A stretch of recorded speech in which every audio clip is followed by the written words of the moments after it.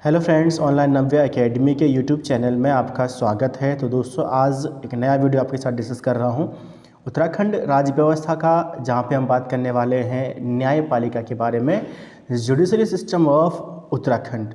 इससे पहले मैं आपके पास विधायिका यानी कि उत्तराखंड की विधायिका और उत्तराखंड की कार्यपालिका के बारे में डिस्कस कर चुका हूँ। आज हम बात करेंगे न्यायपालिका के। जैसे कि आपको मैंने पिछले वीडियो में बताया था कि किसी भी राज्य की प्रशासन के 3 प्रमुख अंग होते हैं: कार्यपालिका, विधायिका और न्यायपालिका। न्यायपालिका इनको अलग रखती है ना, जो आपके पास direct principle of the state आपने पढ़े हुए हैं, ठीक है। तो वहाँ पे आपने पढ़ा हुआ है कि न्यायपालिका का पृथक्करण हो जाता है विधायिका से, ठीक है। तो यहाँ पे हम न्यायपालिका के बारे में पढ़ते हैं। इसको यानी कि अलग इसलिए रखा गया ताकि स्वतंत्र रूप से, निष्पक्ष रूप से न्याय कर सके, ठीक है। तो इससे पहले मैं आपके पास विधायिका और कार्यपालिका पढ़ा चुका हूँ, जहाँ पे मैंने विधानसभा, विधान परिषद और उत्तराखंड की सारी जो भी इंफॉर्मेशन हो सकती थी उत्तराखंड विधानसभा से रिलेटेड, कोशिश की है पूरा आप तक पहुँचाने की।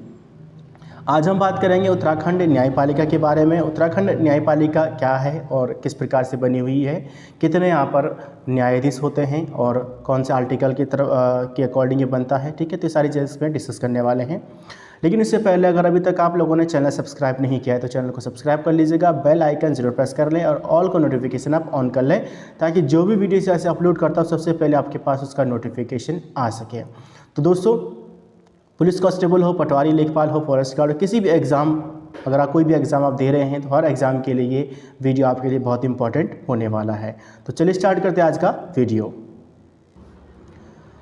तो वीडियो को स्टार्ट करने से पहले, वीडियो को वॉच करने से पहले एक लाइक ज़रूर कर लीजिएगा, क्योंकि आपका एक लाइक हमें पूरा मोटिवेशन देता है, ठीक है। तो चलिए स्टार्ट करते हैं आज का वीडियो। सबसे पहले हम संविधान की बात करते हैं कि संविधान में राज्य उच्च न्यायालय कहाँ पर रखे गए हैं, ठीक है। मैंने आपको परसों भी, इससे पहले जो वीडियो अपलोड किया था उसमें मैंने आपको बताया था कि भाग 6 में राज्य सरकार संबंधी सभी प्रावधान हैं, जहाँ पर राज्य की कार्यपालिका, विधायिका, न्यायपालिका सभी से रिलेटेड सारी चीज़ें यहाँ पर प्रोवाइड की गई हैं या प्रावधान सभी यहाँ पर रखे गए हैं भाग 6 में। तो राज्य उच्च न्यायालय संबंधी जो भाग है वो भाग 6 है। अनुच्छेद 214 से 232 के अंतर्गत राज्य उच्च न्यायालय संबंधी अनुच्छेद आते हैं।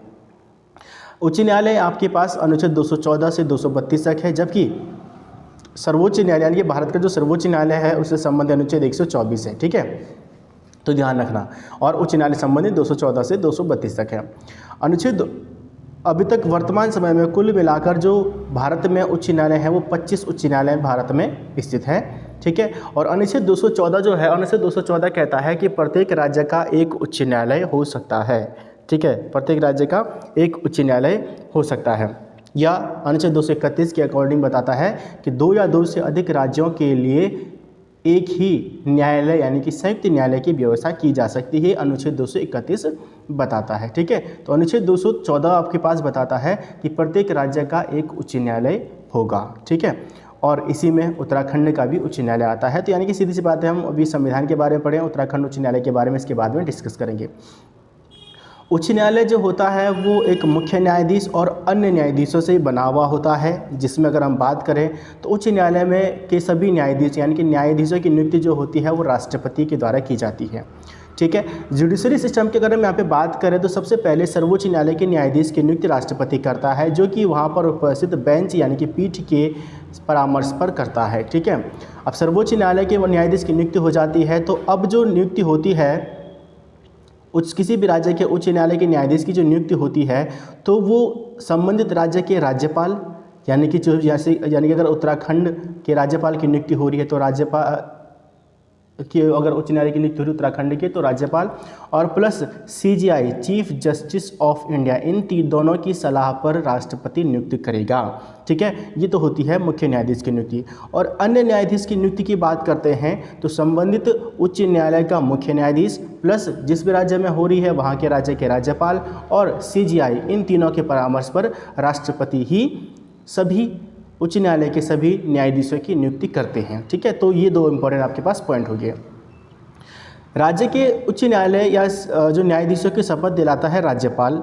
अधिकतम आयु इनकी होती है यानी कि सेवानिवृत्ति की एज होती है 62 वर्ष। और अगर इनको त्यागपत्र देना होगा यानी कि उच्च न्यायालय के न्यायाधीशों को अगर त्यागपत्र देना होगा तो राष्ट्रपति को अपना त्यागपत्र देते हैं। योग्यता की बात करें तो उच्च न्यायालय का न्यायाधीश बनने के लिए जो न्यूनतम योग्यता होती है कि कम से कम 10 वर्ष तक न्यायिक पद धारण वो कर चुका हो, या एक से अधिक उच्च न्यायालय में 10 वर्ष तक अधिवक्ता के पद पर वो रहा हो, तो इसलिए तब जाकर वह उत्तराखंड या किसी भी राज्य का न्यायाधीश नियुक्त हो सकता है। अनुच्छेद 226 के तहत जो होता है उच्च न्यायालय जो होता है वो रिट जारी कर सकता है, जबकि इसी में हमने पढ़ा, इसी में अगर हम सर्वोच्च न्यायालय की बात करेंगे तो अनुच्छेद 32 के तहत 5 प्रकार की रिट जारी कर सकता है। ठीक है। उच्च न्यायालय के न्यायाधीशों का जो वेतन होता है, जो मुख्य न्यायाधीश होता है उसका जो मासिक वेतन हो 2.50 यानी कि 2.5 लाख रुपये प्रति माह होता है उच्च न्यायालय के मुख्य न्यायाधीश का वेतन। साथ ही उसके लिए पेंशन भत्ते सारी चीज़ें जो सुविधाएं होती हैं वो पूरी की पूरी उपलब्ध होती हैं।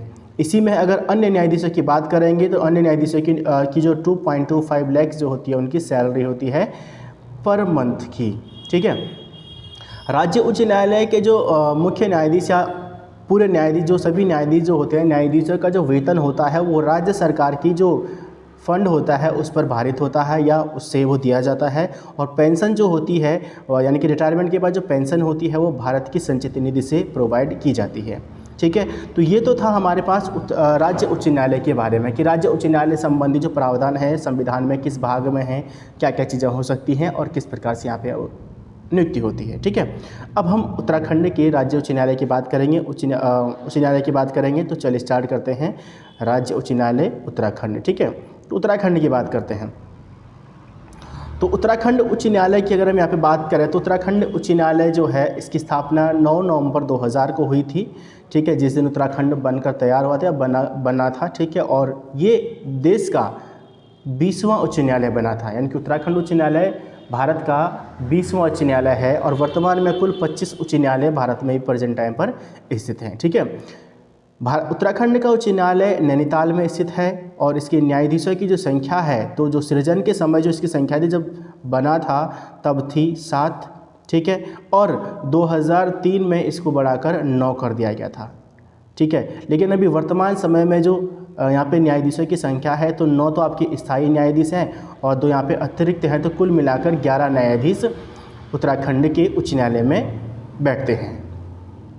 उत्तराखंड राज्य उच्च न्यायालय जो नैनीताल भवन जो है, यानी कि नैनीताल राजभवन के अंतर्गत स्थित है, जो नैनीताल राजभवन है वहाँ पर उच्च न्यायालय स्थित है, जिसकी नींव 27 अप्रैल 1897 को रखी गई थी। यानी कि नैनीताल उच्च न्यायालय राजभवन जो है उसकी नींव 27 अप्रैल 1897 को रखी गई थी और इसका कार्य जो था वो 1900 में पूरा हुआ।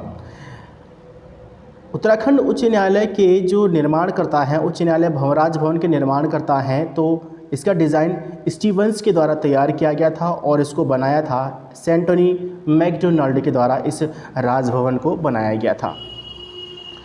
तो उत्तराखंड में राज्य में मुकदमों को शीघ्र निपटाने के लिए, है ना, जल्द से जल्द किसी भी मुकदमे के निपटान के लिए 45 फास्ट ट्रैक कोर्ट का गठन किया गया था अप्रैल 2001 में। ठीक है। और 1 नवंबर 2011 को लोकायुक्त विधेयक पारित किया गया। 1 नवंबर 2011 को लोकायुक्त विधेयक पारित किया गया। लोकायुक्त क्या होता है? देखिए, लोकपाल कहाँ पर होता है? सेंट्रल गवर्नमेंट में लोकपाल होता है और राज्य में होता है लोकायुक्त। तो भ्रष्टाचार संबंधी सभी जो भी निर्णय होते हैं उसकी जांच बीच करने के लिए जो होता है वो होता है लोकायुक्त। ठीक है। तो चलो, तो कुछ इसमें अब हमारे पास कुछ इंपॉर्टेंट कुछ तथ्य हैं जिसके बारे में बात करेंगे यहाँ पे। ठीक है। तो हमारे पास बेसिक था कि उत्तराखंड उच्च न्यायालय कहाँ पर स्थापना कब हुई थी और साथ ही यहाँ पर कितने मुख्य न्यायाधीश हैं। ठीक है। तो ये चीज़ें कुछ है ना। नेक्स्ट अब देखते हैं यहाँ पे इसके बारे में कुछ जी के संबंध जो इसके कुछ महत्वपूर्ण तथ्य यहाँ पे होने वाले हैं। तो महत्वपूर्ण तथ्यों में हम यहाँ पे पहले बात करेंगे। सबसे पहले उत्तराखंड के जो पहले न्यायाधीश थे, इंपॉर्टेंट है, ध्यान रखना इसको, तो वो थे अशोक अभेंद्र देसाई। कौन थे? अशोक अभेंद्र देसाई। उत्तराखंड राज्य उच्च न्यायालय के पहले मुख्य न्यायाधीश अशोक अभेंद्र देसाई, शॉर्ट फॉर्म में आप ए देसाई बोल सकते हैं। और यही पहले एग्जीक्यूटिव यानी कि पहले कार्यवाहक भी थे। ठीक है। पहले कार्यवाहक के रूप में इनको नियुक्त किया गया था। द्वितीय जो मुख्य न्यायाधीश थे उत्तराखंड राज्य उच्च न्यायालय के द्वितीय मुख्य न्यायाधीश थे एस.एच. कपाड़िया, जो कि पारसी समुदाय के पहले उच्च न्यायाधीश थे, पहले मुख्य न्यायाधीश थे उत्तराखंड उच्च न्यायालय के। 7वें जो थे वो थे जे.एस. खेहर। तो जे.एस. खेहर जो थे जो पहले सिख समुदाय के पहले मुख्य न्यायाधीश थे उत्तराखंड के, और ये भारत के यानी कि सर्वोच्च न्यायालय के 44 मुख्य न्यायाधीश भी नियुक्त हुए हैं JS खेहर। 9वें मुख्य न्यायाधीश जो उत्तराखंड उच्च न्यायालय के हैं वो हैं KM जोसेफ थे, जिनके समय यानी कि 2016 के समय थे, जिनके समय राष्ट्रपति शासन लागू हुआ था, राष्ट्रपति शासन लगा था। तो 27 मार्च 2016, ठीक है। तो राष्ट्रपति शासन कब लगा था उत्तराखंड में, ये भी क्वेश्चन पूछा गया है। वर्तमान में जो अभी प्रेजेंट टाइम में उत्तराखंड के मुख्य न्यायाधीश हैं, तो वो अभी क्रम में अगर लेके चलेंगे तो अगर आपके पास डायरेक्ट पूछा सकते हैं कि उत्तराखंड के 12 मुख्य न्यायाधीश कौन हैं, ठीक है, या वर्तमान मुख्य न्यायाधीश कौन हैं, तो ये हैं न्यायमूर्ति विपिन जांघी। न्यायमूर्ति विपिन जांघी जो कि दिल्ली उच्च न्यायालय से स्थानांतरित हुए हैं उत्तराखंड में, और इन्होंने राघवेंद्र सिंह चौहान का स्थान लिया था, ठीक है। तो ये था आपके पास उत्तराखंड उच्च न्यायालय से संबंधित कुछ महत्वपूर्ण तथ्य। अब हम बात करेंगे अधीनस्थ न्यायालय। तो अधीनस्थ न्यायालय यानी कि जो प्रत्येक सेशन न्यायालय जो होते हैं प्रत्येक जिले में ये होते हैं, ठीक है। सबसे ऊपर जो हमारे अगर न्यायिक व्यवस्था हम बात करेंगे तो सबसे पहले ऊपर होता है सुप्रीम कोर्ट, ठीक है। तो सुप्रीम कोर्ट के नीचे होते हैं सभी हाई कोर्ट, और हाई कोर्ट के अंतर्गत आते हैं सेशन कोर्ट, ठीक है, सेशन न्यायालय या अधीनस्थ न्यायालय इसको हम बोल सकते हैं। तो सेशन कोर्ट या अधिसेशन न्यायालय या अधीनस्थ न्यायालय जो होते हैं वो इसके अंतर्गत आते हैं। तो सेशन न्यायालय जो होते हैं उनका जो अनुच्छेद सबसे पहले बात करेंगे, संविधान में अनुच्छेद 233 से 237 के अंतर्गत इसको रखा गया है। और अधीनस्थ न्यायालय 3 प्रकार के न्यायालय होते हैं। एक होता है दीवानी, जहाँ पर सिविल मामले जो होते हैं वो सुने जाते हैं। दूसरा होता है फौजदारी, जहाँ पे क्रिमिनल जो होते हैं मुकदमे होते हैं वो चलाए जाते हैं। और तीसरा होता है राजस्व संबंधी यानी कि रेवेन्यू। 3 प्रकार के उच्च न्यायालय यानी कि 3 प्रकार के न्यायालय होते हैं, ठीक है। यहाँ पे कुछ आपके पास इंपॉर्टेंट नहीं है, यहाँ पे आपको थोड़ा सा ध्यान रखना है कि अधीनस्थ न्यायालय के न्यायाधीशों की नियुक्ति कौन करता है, ये क्वेश्चन पूछा गया है। तो अधीनस्थ न्यायालय के न्यायाधीशों की नियुक्ति जो करता है वो राज्यपाल के द्वारा की जाती है अनुच्छेद 233 के अनुसार, ठीक है। जब कोई भी जज दीवानी मामलों की सुनवाई करता है तो उसे जिला न्यायाधीश कहा जाता है। जब कोई भी जज जो होता है वो जब दीवानी मामलों की सुनवाई करता है, यानी कि जब वो सिविल जो केसेस अगर वो सुनवाई करता है सिविल केसेस के बारे में वो जब अपना फैसला देता है या उसके बारे में केस जो है सुनता है, तो उसको बोलते हैं जिला न्यायाधीश, ठीक है, डिस्ट्रिक्ट मजिस्ट्रेट।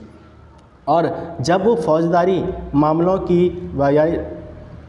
मामलों की जब वो जांच करता है या सुनवाई करता है तब उसको सत्र या सेशन जज कहा जाता है, ठीक है। तो ये 2 इंपॉर्टेंट आपके पास एक 2-3 चीज़ें यहाँ से इंपॉर्टेंट थी सेशन न्यायालय यानी कि अधीनस्थ न्यायालय से, ठीक है। तो आपको कुल मिलाकर कुछ चीज़ें जो ध्यान रखने वाली हैं, सबसे पहले तो आपको देखिए यहाँ पे पढ़ने के लिए उत्तराखंड में तो आपके पास क्या है कि कुल कितने न्यायाधीश प्रेजेंट टाइम पर हैं, उत्तराखंड उच्च न्यायालय की कहाँ पर स्थित है, कब इसकी स्थापना हुई थी, राजभवन, ठीक है। तो राजभवन के बारे में अभी तक पूछा नहीं क्वेश्चन, लेकिन कभी कभार पूछ सकता है, तो आप देख लीजिए। बाकी जो इसके जो महत्वपूर्ण देखिए पहले मुख्य न्यायाधीश कौन थे, वर्तमान कौन है, पहले पार्टी समुदाय के कौन थे, ठीक है, या उत्तराखंड के वह मुख्य न्यायाधीश कौन थे जो सुप्रीम कोर्ट के मुख्य न्यायाधीश भी बने, है ना। तो इस तरीके से क्वेश्चन आप पूछे जा सकते हैं। बाकी जो कुछ पूछेगा ये वाला टॉपिक आपके पास उत्तराखंड यानी कि राज्य उच्च न्यायालय से भी संबंधित हो जाएगा, और फिर आपके लिए जो सिविक्स वाला जो टॉपिक है आपका है इंडियन सिविक्स का, वहाँ से भी आपके पास इंपॉर्टेंट हो जाता है, ठीक है। तो दोस्तों ये था आपके पास वीडियो उच्च न्यायालय का, और जल्दी आपके पास मैं उत्तराखंड पंचायती राज या राज्य पंचायत, सीधी सी बात है उत्तराखंड में तो सभी जगह की जैसा है पंचायती राज, तो ठीक है, सबके लिए एक जैसा रूल है। पश्चिम बंगाल को छोड़िए क्योंकि वहाँ पे 4 स्तरीय है, और जगह सभी 3 स्तरीय, तो पश्चिम बंगाल में 4 स्तरीय है, तो सभी के लिए एक जैसा लगभग है, ठीक है, क्योंकि आर्टिकल्स तो सब जगह एक ही हैं, क्योंकि संविधान के अकॉर्डिंग हम यहाँ पे उसको पढ़ेंगे, ठीक है। तो सबके लिए एक जैसा प्रावधान है। तो बहुत जल्द आपके पास पंचायती राज का वीडियो लेकर आऊँगा। तो तब तक अगर अभी तक आप लोगों ने चैनल सब्सक्राइब नहीं किया तो चैनल को सब्सक्राइब कर लीजिएगा, बेल आइकन ज़रूर प्रेस कर लें ताकि जो भी वीडियो यहाँ से अपलोड करता हूँ आपके पास उसका नोटिफिकेशन आ सके। तो चलिए मिलता हूँ नेक्स्ट वीडियो के साथ, तब तक के लिए जय हिंद, जय भारत।